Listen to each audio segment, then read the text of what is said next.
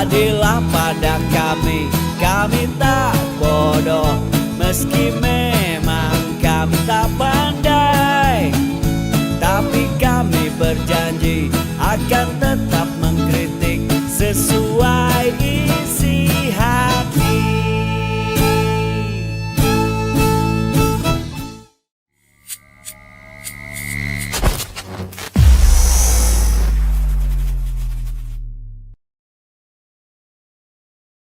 Bismillahirrahmanirrahim. Assalamualaikum warahmatullahi wabarakatuh. Semangat perubahan, salam kedaulatan rakyat. Sahabat Ejetina semua, saya kaget sekali nih baca berita, kemudian saya tonton sumber langsungnya, yaitu dari video.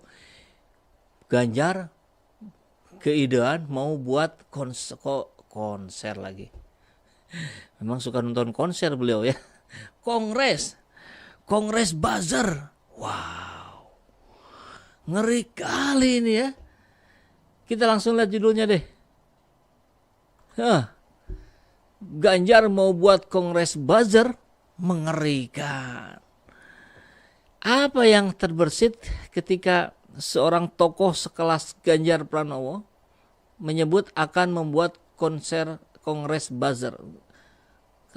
Ketukar-tukar terus ini kongres sama konser, karena mirip-mirip lah. Pak Jokowi sama Pak Ganjar ini sukanya nonton konser. Kita jadi ingat apa yang terjadi di 2019. Ya, ini kalau kita zoom, ini kita coba zoom ya, yang bawahnya nih. Nah, itu ada foto Abu Janda dengan Pak Muldoko, yang konon katanya tempo hari sih disebutnya sebagai kakak pembina. Masih ingat kali ya. Dan di sebelah kanannya ada foto para buzzer sedang berkumpul. Nanti kita bahas juga ya foto itu. Ini mengingatkan kita pada cara-cara yang dilakukan oleh Pak Joko Widodo sejak persiapan jelang 2019 tempo hari ya, sampai hari ini gitu. Bagaimana luar biasanya para buzzer yang sudah diakui pula. Abu Janda waktu itu ngaku sendiri bahwa saya dibayar cukup mahal gitu, untuk melakukan ini. Nah, ada yang malu-malu mengaku sebagai buzzer istana gitu, tapi ada yang tegas-tegasan macam Abu Janda gitu. Tapi faktanya memang sudah terlihat, sudah terbukti, sudah jelas, sudah terasa. Yang terutama itu terasa. Sekarang Ganjar mau buat kongres buzzer, ya mau mengulangi apa langkah-langkah yang dilakukan oleh Pak Jokowi kali ya. Tentu meski kalau saya sudah simak videonya itu konteksnya memang dalam konteks bagaimana dia ingin merapikan gitu ya, merapikan para buzzer untuk punya etika. Etika? Buzzer seperti yang kemarin-kemarin kita tahu itu dibayar untuk membabi buta membela pemerintah. Terus mau diajarin etika gimana caranya? Luar biasa itu ya. Nah, ini aja dulu ya. Saya jadi ingin memperlihatkan foto ya, yang kecil tadi kita coba dibuat agak besar. Nah, ini yang foto tadi. Dan ini di sebelah kanan ya. Nah, ini Abu Janda dengan katanya kakak pembina Pak Muldoko yang sekarang sedang mengajukan PK untuk membegal Demokrat. Katanya begitu ya. Di sebelah kanannya kita lihat ada Denny Siregar. Ini fotonya agak kepotong. Ini kumpulan ketika debat capres tempo hari ya. Dia pasukannya luar biasa. Kalau sekarang bisa jadi 10 kali lipat lebih banyak mungkin. Nah, kita lihat foto satunya lagi. Nah, ini ada penjelasannya di sini. Dari Seaword.com. Seaword kita tahu persis lah ya. Itu gerombolan buzzer RP itu. 5 kali debat capres-cawapres. 5 kali pula kami berkumpul untuk nonton bersama. Membuat konten secara spontan. Merespon setiap pernyataan. Luar biasa ya. Nah, dia ditulis nih nama-namanya. Yusuf Muhammad, Denny Siregar, Kata Kita. Makanya kita sering lihat kalau sumber dari Kata Kita selalu tendensius. Abu Janda, Aid El Kaisar, Pepi Nugraha, ini dikenal juga ya. Info seputar Presiden, Redaksi Indonesia, Eko Kuntadi, komik kita, komik pinggiran, Habib Ting, Salman Faris, dan Seward.com. Semua datang dari berbagai daerah memenuhi panggilan kakak pembina. Udah clear, mereka sendiri yang bilang ya. Dan di sini fotonya Denny Siregar bersama, kalau tadi Abu Janda bersama kakak pembinanya. Luar biasa. Dan hari ini kita mendengar itu dari akun YouTube-nya langsung Ganjar Pranowo di kurang lebih menit ke-49 ya. Itu sedang membahas tentang saya keidean ya bikin kongres buzzer. Wow. Kita lihat, kita simak beritanya. Kita nggak usah lihat videonya lah ya, sudah dimuat oleh media mainstream. Kita langsung dari situ saja. Tapi tadi saya nonton videonya. Ganjar bicara digital demokrasi, muncul ide kongres buzzer, belajar etika. Luar biasa ya. Ini kayak ngajarin ikan suruh manjat pohon. Ini belajar suruh belajar etika, ampun. Oke, kita simak lagi. Gubernur Jawa Tengah sekaligus bakal capres 2024 dari PDIP, Ganjar Pranowo bicara demokrasi digital hingga buzzer atau pendengung. Muncul ide Ganjar menggelar kongres buzzer untuk literasi digital dan kehidupan berdemokrasi. Kalau Anda mau mengumpulkan para influencer ya, itu oke lah ya, masih masuk akal. Mereka bisa kita ajarkan bagaimana literasi, bagaimana demokrasi, bagaimana sopan santun di media sosial dan sebagainya. Tapi kalau sudah buzzer, apalagi turunan ke bawahnya akun-akun robot, mana tahu mereka etika. Ganjar Pranowo bicara kehidupan berdemokrasi dan digital saat berbincang dengan 4 pemuda di akun YouTube-nya. Tadi di gambar itunya ya. Ini kalau kayak kita kembali lagi, nah ini nih. Bersama 4 orang. Ini ada 1, 2, 3, 4. Kembali lagi. Ganjar Pranowo, Ganjar awalnya ditanya soal kebebasan berpendapat hingga buzzer di dunia maya. Ganjar kemudian menceritakan saat dirinya hendak mencalonkan diri sebagai gubernur Jawa Tengah periode pertama, Ganjar menemukan permasalahan komunikasi masyarakat dengan pemerintah daerah. Yang ditanya buzzer ya, bagaimana fenomena buzzer, kemudian dijelaskan oleh Ganjar ada persoalan komunikasi masyarakat dengan pemerintah. Nyambung gak ya? Jadi pada 2013 saya jadi gubernur itu, tantangan saya ternyata itu, sumbatan aspirasi itu terjadi. Kemudian Ganjar bersama timnya menemukan bahwa masyarakat ingin pejabat pemerintah daerah yang bebas korupsi dan menepati janji. 2 hal itu yang menjadi jargon Ganjar saat berkampanye. Nyambung gak ya? Yang ditanyakan fenomena buzzer ya. Kalau komunikasi pemerintah bawahan itu kan ya bukan persoalan buzzer. Oke, tapi nggak apa-apa. Harapan masyarakat itu 2. Yang pertama tidak korupsi, yang kedua yang menarik itu tidak menipu.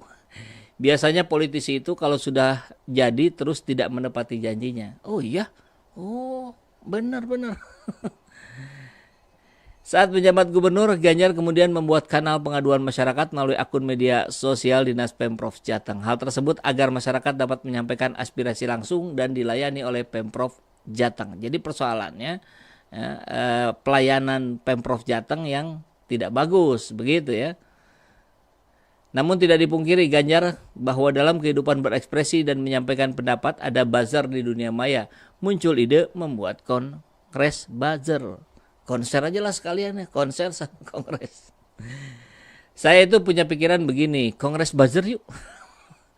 Hai para buzzer, kita kumpul yuk, kita buat code of conduct yuk. Kita belajar etika, nanti kita panggil senior-senior jurnalis untuk mengajari kita di tengah kebebasan berekspresi itu ada hak dan kewajiban. Hak dan kewajiban menyampaikan pendapat dan berekspresi ini yang menurut Ganjar tak boleh dilupakan saat di dunia maya. Aturan justru yang harus dibuat ya. Tapi jangan aturan dengan pasal karet. Sehingga perlu adanya literasi agar menyampaikan pendapat dan berekspresi tak menyakiti pihak lain. Bagaimana ini ya, batasannya tidak menyakiti? Maka ini akan menjadi etika orang, karena dalam konteks demokrasi dan digital demokrasi, kalau boleh saya sebut itu ya, ini nggak bisa ditinggalkan. Maka di situ perlu pendidikan literasi digital, termasuk literasi orang untuk menyampaikan pendapat, berekspresi agar tidak menyakiti. Ini ada yang jumping, ada yang jumping. Satu soal buzzer dengan akun-akun robot. Satu soal lagi, bagaimana nilai-nilai yang bisa dibangun saat kita bermedia sosial. Saya kira itu dua hal yang berbeda. Tapi saya suka tadi, kamu ngomong apa saja silakan, kamu maki-maki boleh, kamu ini boleh, tapi sopan. Maki-maki nggak sopan ya? Jadi langsung dikoreksi hanya hitungan detik, mungkin hanya hitungan 1 detik ya, dia sudah mengkoreksi. Boleh maki-maki tapi sopan. Gimana maki-maki tapi sopan? Kalau sopan ya nggak maki-maki, kalau maki-maki ya nggak sopan, kan begitu ya. Nah, itulah saya kira yang terjadi di hari ini di YouTube-nya Ganjar Pranowo. Agak lucu juga ya saya ngelihatnya. Ini beneran ini ngomong kayak gini, apa Pak Ganjarnya lupa gitu dengan konsep buzzer? Tapi kan beliau sendiri YouTuber ya.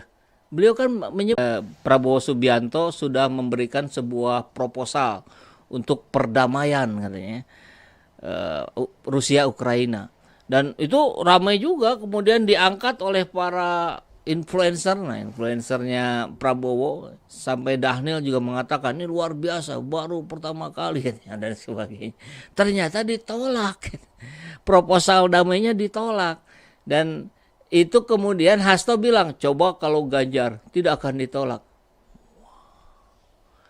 Itu ngobrolnya juga gimana itu Ganjar?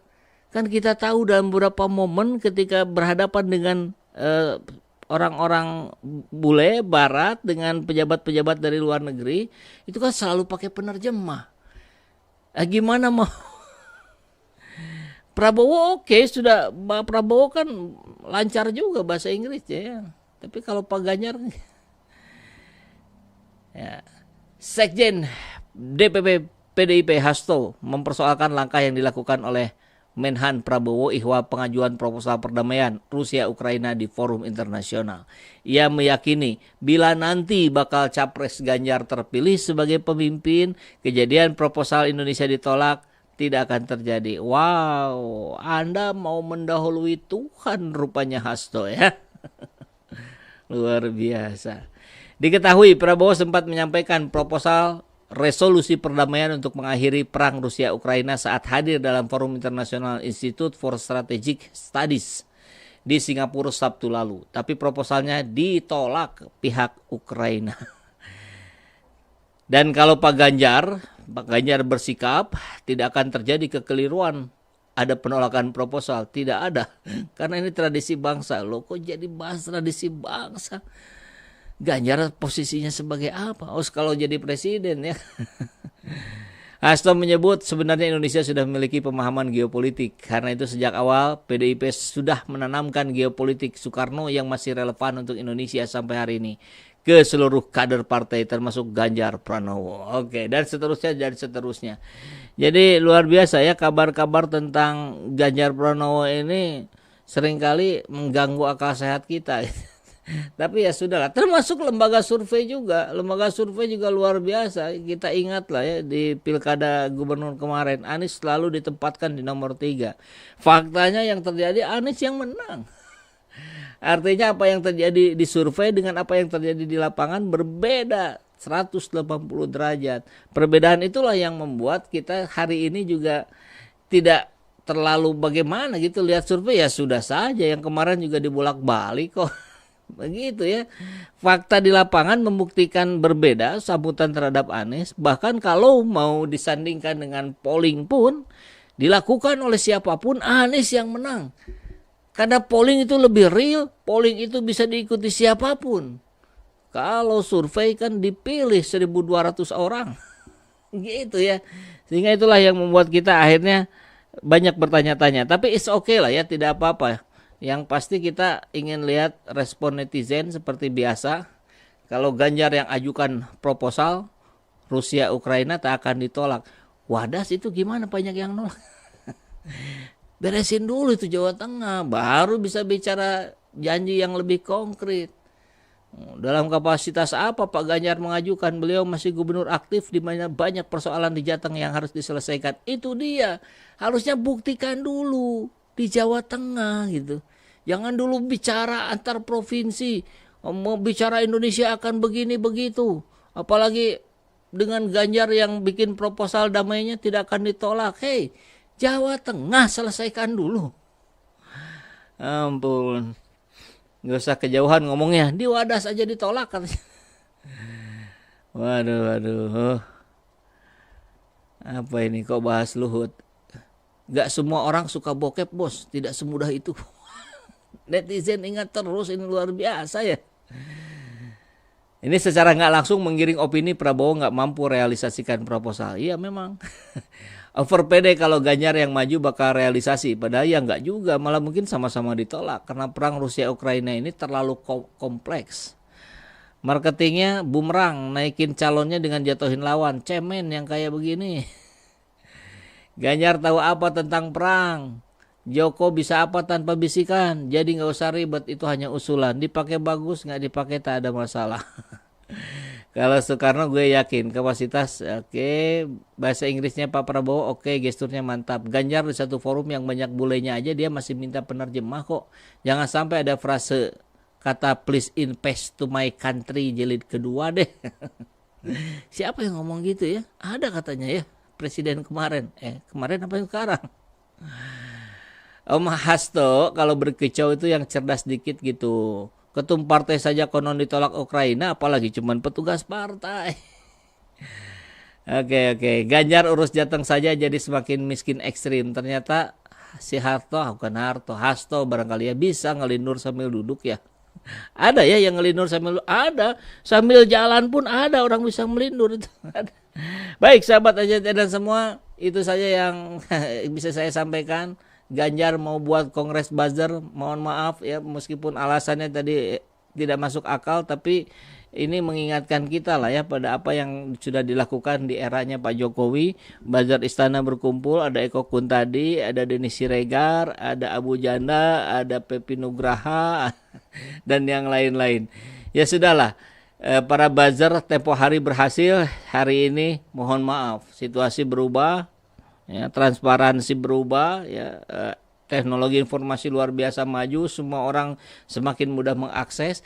Jadi apapun yang di framing oleh para buzzer, rakyat hari ini bisa dengan mudah melihat fakta dan realitanya. Karena yang dimunculkan oleh Anies Baswedan itu adalah fakta dan realita dengan rekam jejak yang jelas. Itu saja. Assalamualaikum.